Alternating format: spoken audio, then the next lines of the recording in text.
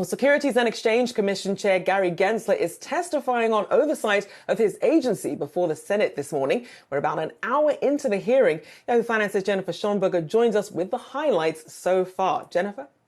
Hey there, Rochelle. Yeah, listening this morning, Republicans taking Chair Gensler to task over his oversight.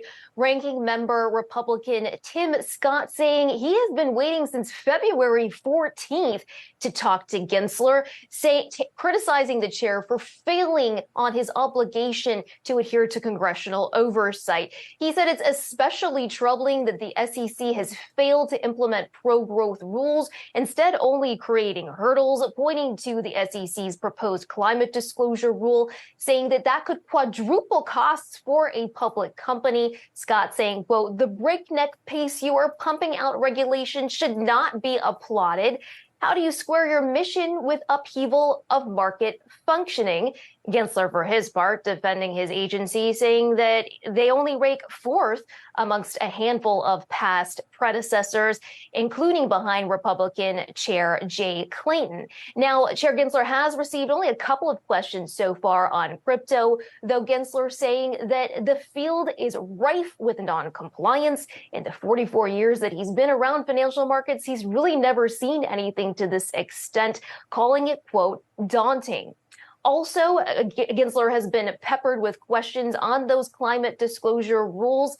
Of course, Republicans opposed to that. But interestingly, Democratic Senator Jon Tester also taking Gensler to task on that, saying that those surveys and rules are actually trickling down to local Montana farm ranchers, asking Chair Gensler to make sure that this is avoided. Gensler said he is talking to staff about this. Rochelle? Certainly a busy day in D.C., Jennifer. I mean, the U.S. deficit also making some news here. It's projected to roughly double this year. That's according to the Committee for a Responsible Federal Budget. What can you tell us there? Hey, yeah, that's right. So the federal deficit expected to double to $2 trillion this year, up from $1 trillion last year. That, according to a new estimate out from the Congressional Budget Office on Monday. Why? Revenues are down 10%, outlays up 3%.